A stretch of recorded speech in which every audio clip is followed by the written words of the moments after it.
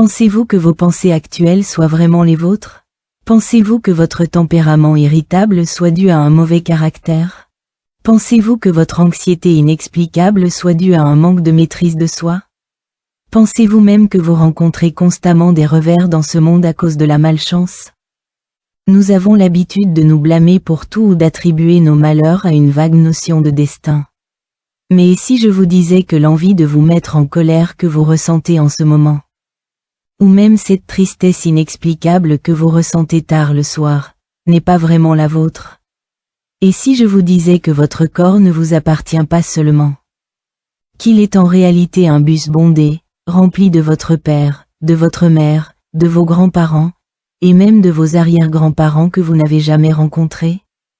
Bien que leur corps physique soit réduit en poussière, la faim, la peur de la guerre et la colère d'avoir été victime de brimades ont été compressés en un code et gravés dans chaque noyau de vos cellules. Cela ressemble à une histoire de fantôme? C'est bien plus terrifiant qu'une histoire de fantôme, car c'est de la science, l'épigénétique. Après avoir entendu cela, vous pourriez ressentir un soulagement et une meilleure compréhension des échecs de votre vie au cours des dernières décennies. Ou vous pourriez sombrer dans une panique encore plus profonde quant à l'existence du libre arbitre. Laissez-moi vous parler d'une expérience scientifique réelle et cruelle. Une version moderne des péchés des pères retombant sur les fils.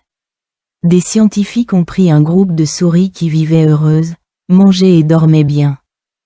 Puis ils ont commencé à faire quelque chose de terrible. Chaque fois qu'une odeur de fleurs de cerisier emplissait l'air, les scientifiques infligeaient des chocs électriques aux pattes des souris. Les chocs n'étaient pas mortels, mais incroyablement douloureux. Bientôt, ces souris ont développé un réflexe conditionné. Chaque fois qu'elles sentaient les fleurs de cerisier, même sans le choc électrique, elles tremblaient de peur, une peur profonde et viscérale. Cela ne semble pas inhabituel, n'est-ce pas? Un conditionnement pavlovien classique? Mais la véritable histoire arrive plus tard. Ces souris traumatisées se sont accouplées et ont eu des descendants. Il est important de noter que ces souris de deuxième génération ont été isolées dès la naissance dans un environnement complètement sûr et confortable. Elles n'ont jamais reçu de chocs électriques et n'ont jamais été témoins des souffrances de leurs parents. Elles sont nées dans le privilège, pour ainsi dire. Mais lorsque les scientifiques ont diffusé cette odeur familière de fleurs de cerisier devant ces souris qui n'avaient jamais été blessées auparavant, quelque chose d'étrange s'est produit. Ces jeunes souris ont immédiatement manifesté une peur extrême et des tremblements, tentant même de s'échapper. Leur cerveau n'avait manifestement aucun souvenir de l'association entre les fleurs de cerisier et les chocs électriques, mais leur corps, lui, s'en souvenait. Plus inquiétant encore, les scientifiques ont continué d'observer la troisième génération de souris, les petits-enfants de celles qui avaient subi les chocs. Les résultats étaient identiques. Leur réaction de peur face à l'odeur des fleurs de cerisier était 200% plus forte que celle des souris ordinaires. Par la suite, les scientifiques ont disséqué le cerveau de ces descendants et ont découvert un fait troublant, dans la région olfactive de leur cerveau. Les récepteurs nerveux spécifiquement responsables de la perception de l'odeur des fleurs de cerisier étaient plusieurs fois plus nombreux que chez les souris ordinaires. Leur séquence d'ADN n'avait pas changé, mais une modification chimique supplémentaire, la méthylation, était présente sur le gène responsable de l'olfaction. Qu'est-ce que cela signifie? Cela signifie que le traumatisme, bien qu'infligé au grand-père, le souvenir de cette douleur, cette vigilance nécessaire à la survie, a contourné les processus cognitifs du cerveau et l'expérience individuelle, modifiant directement les gènes dans les spermatozoïdes et les ovules. La peur du grand-père est devenue l'instinct du petit-fils. C'est l'épigénétique, c'est le karma expliqué par la science. Le texte taoïste * Taiping Jing * dit « Les descendants héritent des transgressions de leurs ancêtres ». Imaginez-vous maintenant comme l'une de ces souris de laboratoire. Fermez les yeux et réfléchissez à ce qui s'est passé sur cette terre au cours des 100 dernières années. Pour notre génération ou celle de nos parents, nous avons connu des famines extrêmes, la douleur des brûlures d'estomac. Nous avons connu la guerre. La terreur de ne pas savoir si une bombe allait tomber sur nos têtes le lendemain. Nous avons connu une décennie de troubles. L'humiliation et l'oppression de ne pas oser faire confiance même à nos proches, toujours dans la crainte d'être dénoncés. Pensez-vous que tout cela est terminé? Pensez-vous que ce ne sont que quelques lignes dans un livre d'histoire? Ce n'est pas fini, ces traumatismes immenses, comme une décharge électrique, même après la disparition du corps physique. Les schémas de réponse au stress qui en résultent sont inscrits dans les marqueurs de méthylation de vos gènes et vous sont transmis. C'est pourquoi vous accumulez toujours des choses. Même lorsque votre réfrigérateur est plein, vous ne pouvez pas résister à l'envie d'acheter du riz, de la farine et de l'huile en promotion. Et vous ne supportez pas de les jeter même s'ils sont périmés. Vous pensez que c'est par avarice, mais c'est le souvenir de vos ancêtres morts de faim qui est gravé dans votre mémoire. La peur de la famine. C'est pourquoi vous avez toujours un besoin pathologique de contrôler vos enfants. Si votre enfant rentre à la maison avec 10 minutes de retard, vous imaginez 1000 accidents possibles, vos mains et vos pieds deviennent froids d'angoisse. Vous pensez être névrosé, mais c'est le désespoir que votre grand-mère a ressenti lorsqu'elle a été séparée de sa famille pendant la guerre, gravé dans votre amygdale. C'est pourquoi vous avez toujours du mal à établir une confiance profonde dans vos relations intimes. Si quelqu'un prend un peu de distance avec vous, vous avez l'impression que le ciel vous tombe sur la tête, ou vous réagissez immédiatement par des paroles blessantes. Est-ce un trouble de la personnalité? Non. Ce sont les cicatrices émotionnelles laissées par vos parents pendant cette période particulière, lorsqu'ils ont été trahis et dénoncés par ceux en qui ils avaient confiance.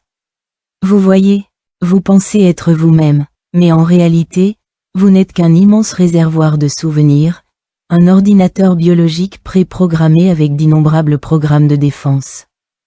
Les décisions que vous prenez chaque jour, vous pensez qu'elles relèvent de votre libre arbitre, mais la plupart du temps, ce sont simplement vos ancêtres disparus qui, à travers vos gènes, appuient sur les boutons à votre place. Nous passons toute notre vie à découvrir que nous ne sommes que des doublures. Cela ne semble-t-il pas incroyablement désespérant? N'est-ce pas comme une fatalité, une malédiction inévitable? Si l'on n'envisage cela que d'un point de vue scientifique, on ne perçoit que la froideur de la science. Mais si l'on considère cette découverte scientifique à la lumière de la sagesse ancestrale du bouddhisme oriental, on constate que Bouddha avait déjà révélé ce secret il y a 2000 ans. Dans le bouddhisme, il existe un concept appelé Alaya Vijnana, la conscience réservoir, qui contient les germes de tous les phénomènes. Le bon et le mauvais karma que l'on accumule au cours de ces vies est comparable à notre carte de méthylation. Chaque pensée, chaque forte fluctuation émotionnelle, n'est pas seulement une réaction chimique instantanée, elle est enregistrée sur notre code génétique. Nos ancêtres disaient souvent, une famille qui accumule les bonnes actions recevra d'abondantes bénédictions. Une famille qui accumule les mauvaises actions subira un malheur durable. Si votre lignée familiale est marquée par la violence, les meurtres et le ressentiment, ces énergies émotionnelles négatives renforceront continuellement certaines expressions génétiques, rendant les générations futures plus vulnérables aux maladies mentales, aux maladies cardiaques ou aux personnalités extrêmes. C'est le malheur durable.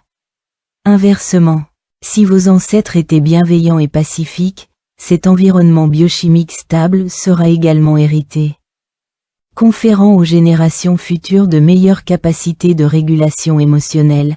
C'est l'abondante bénédiction. La psychologie et les neurosciences modernes ont prouvé que lorsqu'une personne est en état de méditation profonde, de prière ou de compassion, ses ondes cérébrales se modifient et son corps sécrète de grandes quantités de substances biochimiques bénéfiques telles que l'ocytocine et les endorphines, les meilleurs purificateurs de gènes. Une fois que vous aurez compris cela, vous réaliserez que notre pratique spirituelle tout au long de la vie ne nous est pas seulement bénéfique à nous-mêmes. Si vous avez 50 ou 60 ans et pensez que votre vie est figée et que votre personnalité est immuable, vous vous trompez complètement. L'expression de vos gènes est dynamique. Bien que la séquence d'ADN sous-jacente soit difficile à modifier, les modifications épigénétiques qui contrôlent l'expression des gènes changent en fonction de l'environnement, de l'état d'esprit et du comportement. Si vous arrêtez de vous plaindre aujourd'hui, d'utiliser le langage violent transmis de génération en génération et de contrôler vos enfants par la peur, vous accomplissez un acte monumental. Vous brisez le cercle vicieux du karma familial, vous nouez un lien dans votre chaîne génétique et vous empruntez une nouvelle voie. C'est un fait biologique. Parce que vous vous êtes éveillé, vous avez corrigé le code du système familial, et vos descendants ne suivront plus automatiquement un programme défectueux. Vous avez brisé le bâton de la peur et l'avez remplacé par celui de la compassion, que vous transmettez à votre tour. C'est la véritable lignée, non pas la transmission d'un héritage physique, mais celle d'un modèle de vie non déformé. Mais c'est incroyablement difficile. Lorsque votre conjoint dit quelque chose de blessant, quelle est votre première réaction? N'est-il pas vrai qu'à ce moment-là, votre cerveau ne réfléchit même pas? Ce sont vos gènes qui agissent. Au moment où vous réalisez ce qui se passe, les mots blessants ont déjà été prononcés. Et vous êtes alors rempli de regrets, jurant de ne pas recommencer. Mais la fois suivante, c'est la même chose. C'est la gravité karmique. Elle est aussi puissante que la gravité terrestre. Par conséquent, pour lutter contre cette inertie inscrite dans votre ADN, vous avez besoin d'une conscience extrêmement froide, presque détachée. Lorsque cette colère sans nom monte à votre tête, essayez de faire une chose, ne la réprimez pas et ne la laissez pas exploser. Au lieu de cela, appuyez sur le bouton pause dans votre esprit, même si ce n'est que pour une seconde. Pendant cette pause, dites-vous, ce programme a recommencé. C'est le tempérament de mon grand-père, ce n'est pas moi. Juste cette phrase. Si vous parvenez à comprendre cela, vous avez gagné. Car à cet instant précis, vous cessez d'être une machine exécutant un programme pour devenir un programmeur observant ce programme. C'est ce que le bouddhisme appelle la pleine conscience. Dès que la pleine conscience surgit, le cycle du karma s'arrête. Vous n'avez pas d'autre choix que cette voie. Autrement, vous passerez votre vie entière à n'être qu'un simple réceptacle. Un transmetteur des traumatismes familiaux. Vous prenez les fardeaux légués par la génération précédente, vous les remballez, peut-être même en y ajoutant les vôtres. Et vous les transmettez à vos enfants. Puis vos enfants les transmettent aux leurs, et ainsi de suite. C'est pourquoi nous assistons à tant de tragédies familiales qui se répètent. Comme un copier-coller, de génération en génération. Des parents divorcés donnent naissance à des enfants divorcés, des parents violents à des enfants violents. Et les familles ayant des antécédents de suicide vivent toujours sous l'ombre menaçante du suicide. Voulez-vous être celui ou celle qui mettra fin à ce cycle? Si vous y parvenez, félicitations.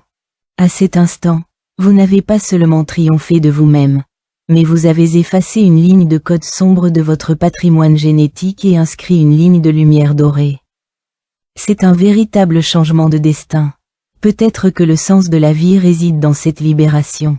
Si les gènes sont un vaste labyrinthe, une prison léguée par vos ancêtres, alors votre conscience est la seule à pouvoir s'en échapper.